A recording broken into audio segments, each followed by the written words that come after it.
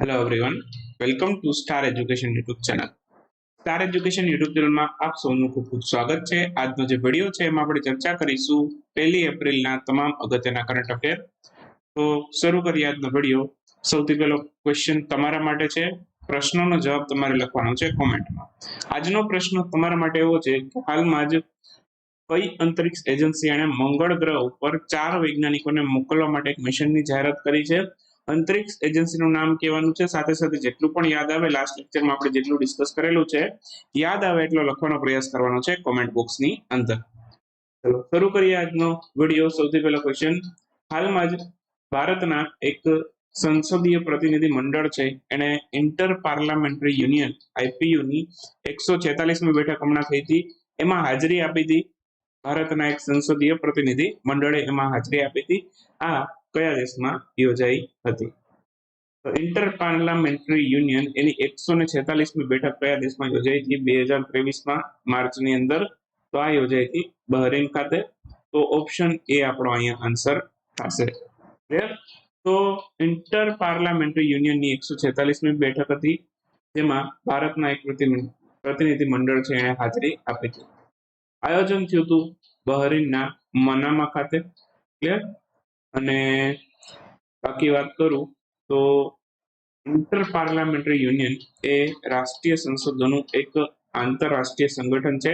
દરેક દેશોની અંદર એક, આપણે કેમ ભારતની અંદર સંસદ છે, તો એવી રીતે દરેક દેશોની અંદર એક પાર્લામેન્ટ હોય, અલગ અલગ નામથી ઓળખાતી હોય, પણ દરેક દેશોની પાર્લામેન્ટ હોય તો એનું આખું જે સંગઠન છે, એક આંતરરાષ્ટ્રીય સંગઠનની રચના થઈ. દરેક દેશોની સંસદોનું છે એક આંતરરાષ્ટ્રીય સ્તર ઉપર એક એવું આખું જૂથ બન્યું અને એ ઓળખાયું ઇન્ટર પાર્લામેન્ટરી યુનિયન તરીકે. ક્લિયર? બધા દેશોની સંસદો ભેગી થઈને એની રચના થઈ ઇન્ટર પાર્લામેન્ટરી યુનિયન. સ્થાપના થઈ હતી 1889ની અંદર. સ્થાપના કરવા માટે બે વ્યક્તિનો મહત્વનો ફાળો છે, ફેડરિક પાસી અને વિલિયમ રેન્ડલ ક્રેમર. વિલિયમ રેન્ડલ ક્રેમર છે યુકેના છે અને ફેડરિક પાસી ફ્રાન્સના છે. એટલું યાદ રાખવાનું. હાલમાં જ ભારતીય સેનાએ પાલ્મ 400 પ્રોટોટાઇપ સંસ્કરણ છે એનું સફળ પરીક્ષણ કરી લીધું છે. આ શેનો પ્રકાર છે? ઓપ્શન આપેલા છે તમને, આમાંથી કેનો પ્રકાર છે પાલ્મ 400? તો પાલ્મ 400 છે એ ડ્રોન એટેક સિસ્ટમ છે. હાલમાં જ આનું સફળ પરીક્ષણ કરી લીધું છે ભારતીય સેનાએ. ઇન્ડિયન આર્મી દ્વારા અહીં તમે જોઉં છો આનું સફળ પરીક્ષણ કરવામાં આવ્યું છે. ડ્રોન એટેક સિસ્ટમ છે એક પ્રકારની, અને આનું પૂરું નામ પણ છે પાલ્મનું પ્રિસિશન એટેક લોટેરિંગ સિસ્ટમ. લોટેરિંગ સિસ્ટમ. તો આ એનું પૂરું નામ છે પાલ્મ. સિસ્ટમ છે વ્યાપક રીતે આર્મ રિમોટલી પાઇલોટેડ વ્હીકલ તરીકે વ્યાખ્યાયિત કરવામાં આવેલું છે, એટલે કે આરપીવી તરીકે આને વ્યાખ્યાયિત કરવામાં આવેલું છે. રિમોટલી આનું હેન્ડલિંગ કરી શકાય, બરાબર. અને બાકી આ જે સિસ્ટમ છે કોને ડેવલપ કરી છે? આ સિસ્ટમ છે ડેવલપ કરવામાં બે સંસ્થાનો ફાળો છે. આપણે ઇઝરાયલની મદદથી આ સિસ્ટમ ડેવલપ કરી છે.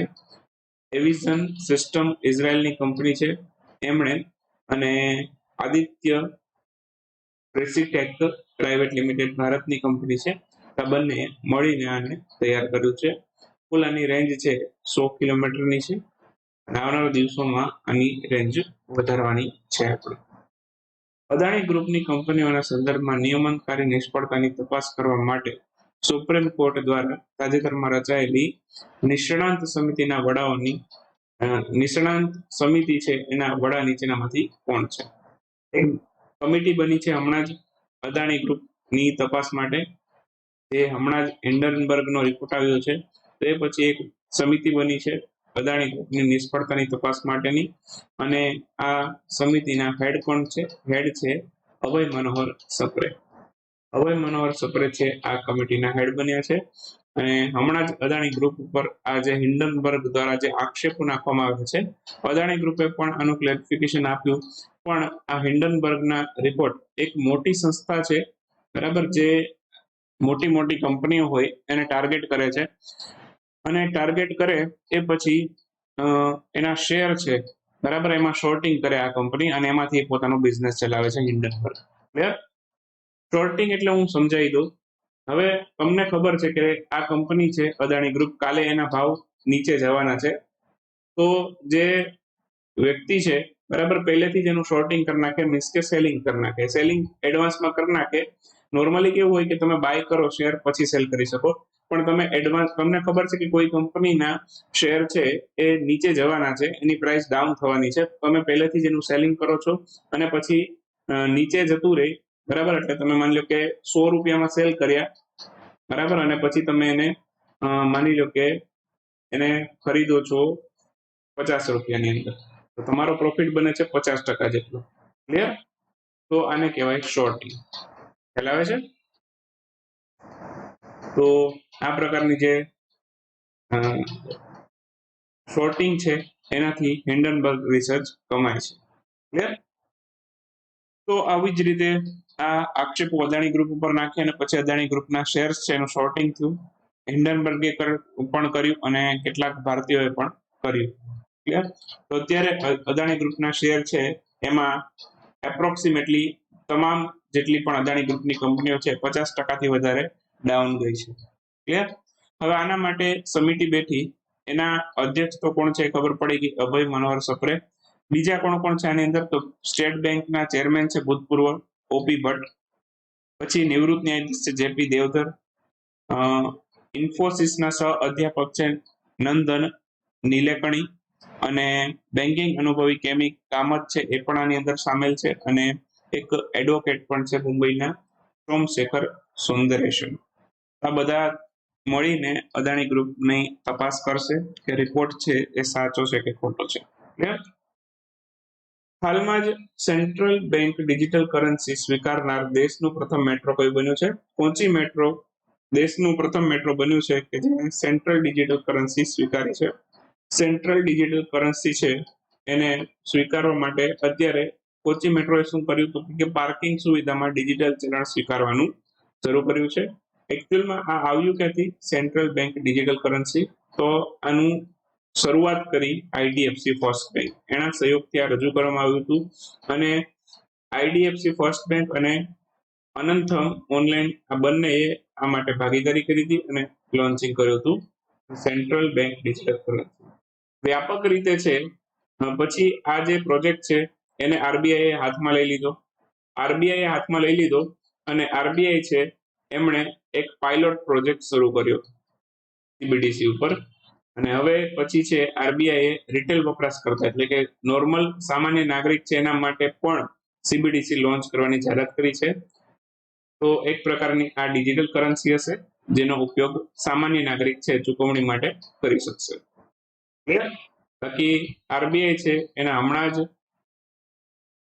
આરબીઆઈ છે એના અત્યારે અધ્યક્ષ કોણ છે? શક્તિકાંત દાસ. શક્તિકાંત દાસ છે એને હમણાં જ ગવર્નર ઓફ ધ યર નો એવોર્ડ મળ્યો છે. Clear? Governor of the year નો એવોર્ડ એમને મળ્યો છે. આ બધું ખાસ ધ્યાન રાખજો, ધ્યાનમાં રાખવા જેવી બાબતો.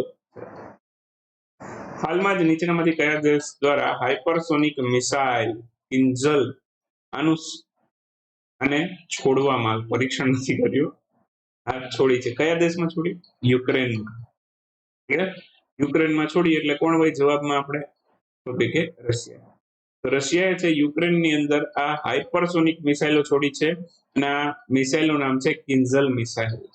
તો રશિયાએ યુક્રેન ઉપર સ્ટ્રાઇક કરવા માટે છે કિંજલ મિસાઇલો છોડી છે હમણાં જ, અને ઓછામાં ઓછા 6 નાગરિકોનું અહીંયા મૃત્યુ થયું છે એવું કીવે કીધું. કીવ છે એ યુક્રેનનો સિટી છે, રાજધાની પણ છે.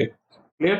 તો ત્યાંથી છે 6 નાગરિકો છે આ મિસાઇલોના કારણે મૃત્યુ પામ્યા એવું આ રિપોર્ટમાં કીધેલું. ઓકે, બાકી આનું કિંજલનો મૂળ અર્થ શું થાય? કટારી અથવા તો ડેગર. રશિયન લેંગ્વેજનો શબ્દ છે કિંજલ, તેનો મૂળ ભાષાની અંદર છે અર્થ થાય કટારી અથવા તો ડેગર.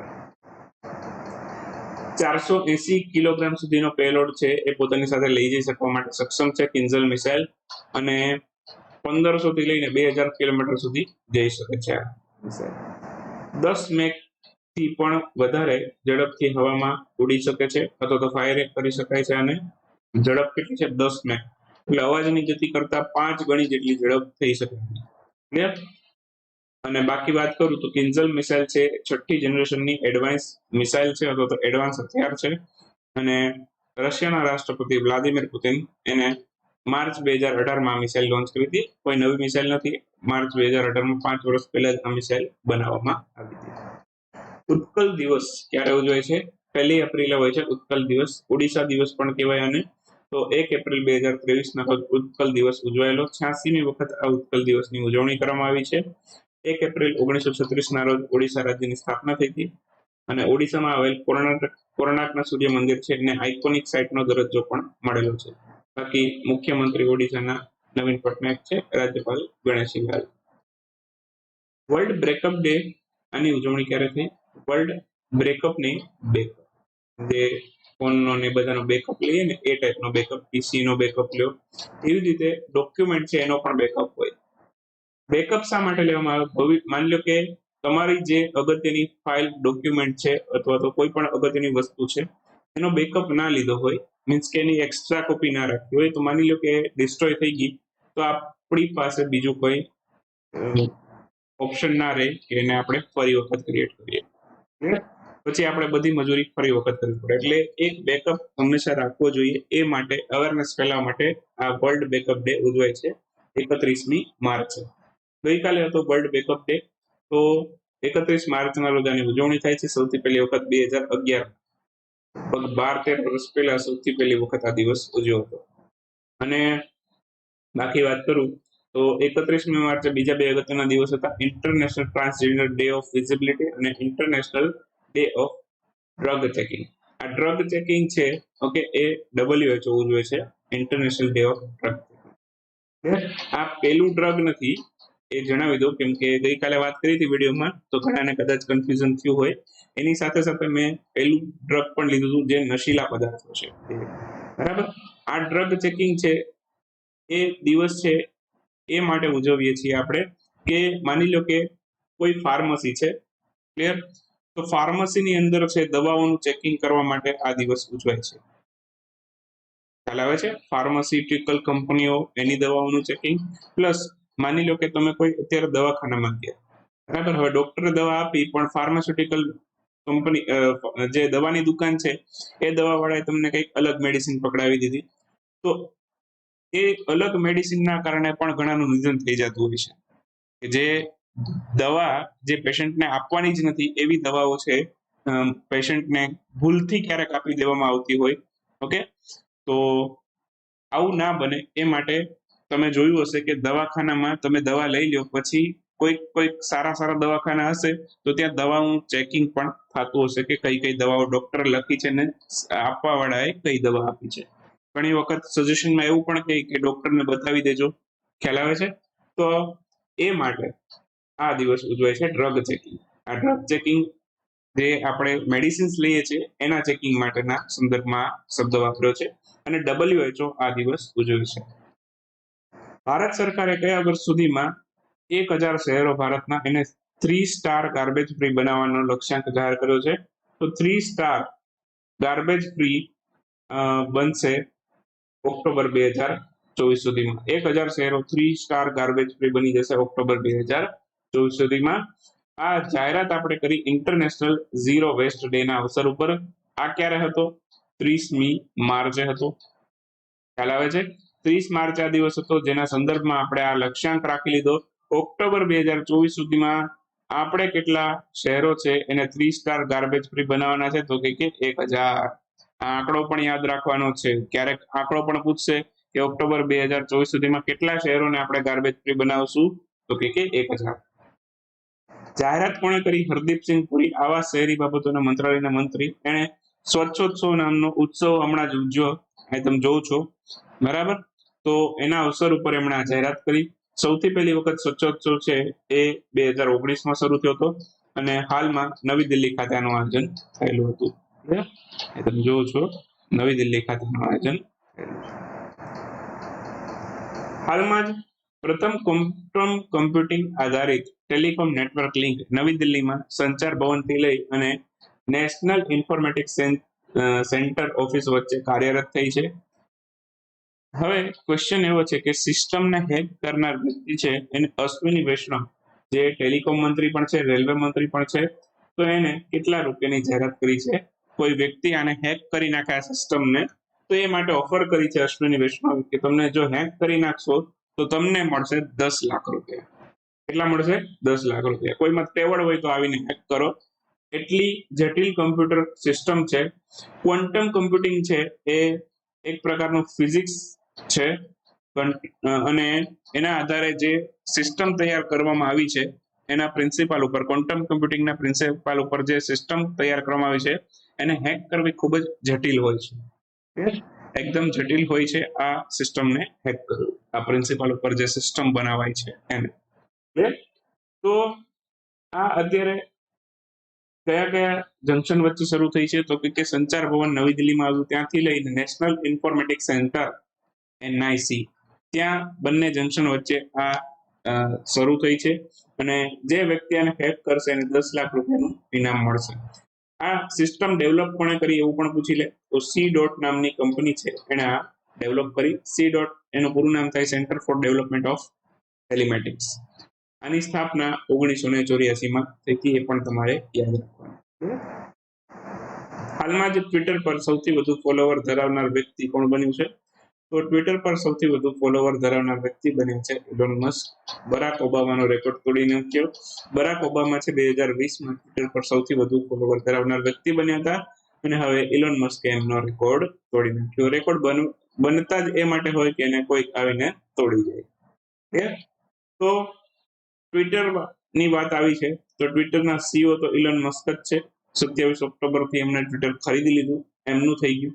ક્લિયર? અને આનું મુખ્ય મથક સાન ફ્રાન્સિસ્કો કેલિફોર્નિયાની અંદર આવેલું છે, જે અમેરિકાની અંદર આવેલું છે. ક્લિયર? બાકી સ્થાપના ક્યારે થઈ?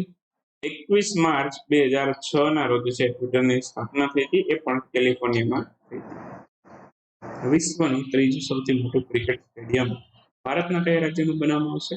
આ વિશ્વનું ત્રીજું સૌથી મોટું ક્રિકેટ સ્ટેડિયમ હશે એ રાજસ્થાનમાં બનશે. પ્રશ્ન એ થાય સૌથી પહેલું ને બીજું કયું? આ તો ત્રીજું છે. તો પહેલું વિશ્વનું સૌથી મોટું સ્ટેડિયમ છે એ નરેન્દ્ર મોદી સ્ટેડિયમ છે, જે ગુજરાતમાં બનેલું. બીજું છે એ મેલબર્ન ક્રિકેટ સ્ટેડિયમ છે, એ ઓસ્ટ્રેલિયામાં આવેલું છે. બાકી ત્રીજું બનશે હવે રાજસ્થાનના જયપુર ખાતે. અને આ સ્ટેડિયમ છે એને નામ આપવામાં આવશે અનિલ અગ્રવાલ ઇન્ટરનેશનલ સ્ટેડિયમ. બરાબર છે. સ્ટેડિયમ માટે હિન્દુસ્તાન ઝિંક લિમિટેડ, જે એક વેદાંતા ગ્રુપની કંપની છે, અને રાજસ્થાન ક્રિકેટ એસોસિએશન બંને વચ્ચે MOU સાઇન થયા છે. વિશ્વનું ત્રીજું સૌથી મોટું અને ભારતનું બીજું સૌથી મોટું સ્ટેડિયમ બનશે, જેની કેપેસિટી 75,000 સીટની હશે. હાલમાં ભારત અને કયા દેશ વચ્ચે સેમિકન્ડક્ટર સપ્લાય ચેન અને ઇનોવેશન પાર્ટનરશિપની સ્થાપના માટે MOU પર હસ્તાક્ષર થયા છે? તો ભારત અને અમેરિકાએ હસ્તાક્ષર કર્યા છે. ભારત અને અમેરિકાએ જે ઇન્ડિયા US કોમર્શિયલ ડાયલોગનું આયોજન થયું હતું એ દરમિયાન સેમિકન્ડક્ટર સપ્લાય ચેન ઇનોવેશન પાર્ટનરશિપની સ્થાપના માટે મંજૂરી પર એક MOU પર હસ્તાક્ષર કર્યા હતા. હાલમાં ભારત અને અમેરિકા વચ્ચે છે 5મું ભારત US કોમર્શિયલ ડાયલોગનું આયોજન થયું હતું, અને ક્યાં થયું હતું? તો કે નવી દિલ્હીમાં. બાકી અમેરિકન સેમિકન્ડક્ટર ઉદ્યોગ છે એમાં ભંડોળ એનું વધારવા માટે છે અમેરિકાના રાષ્ટ્રપતિ જો બાઇડન છે એમના દ્વારા ચિપ્સ અને સાયન્સ એક્ટ ઉપર પણ હસ્તાક્ષર કરવામાં આવ્યા હતા. તો ચિપ્સ અને સાયન્સ એક્ટ છે એ કોના થકી આવ્યા છે એવું પણ પૂછે તો એ પણ અમેરિકા થકી આવ્યા છે.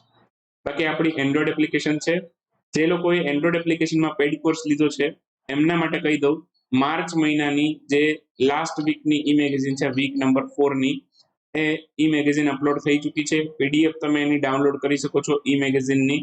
ક્લિયર? અને બાકી વાત કરું તો ટેસ્ટ પણ અપલોડ થઈ ચૂકી છે. ટેસ્ટ છે માર્ચ મહિનાના વીક 4 ની 60 માર્કની છે. બરાબર? તો એ પણ ટેસ્ટ પણ તમે આપી શકો છો. ક્લિયર? તો ટેસ્ટમાં મેક્સિમમ સ્કોર કરવાનો પ્રયાસ કરજો. પહેલા ઈ મેગેઝિન વાંચજો, ઓકે, અને પછી છે ટેસ્ટ આપવાનો પ્રયાસ કરજો. કેટલા માર્ક આવે છે પછી સ્ક્રીનશોટ પણ WhatsAppમાં મોકલજો. ક્લિયર? બાકી મળીએ હવે નેક્સ્ટ વિડીયોમાં આવતીકાલે 2 એપ્રિલના વિડીયોમાં. ત્યાં સુધી રજા લઈએ. આવજો. બાય. Good night. શુભરાત્રી. Thank you for watching star education.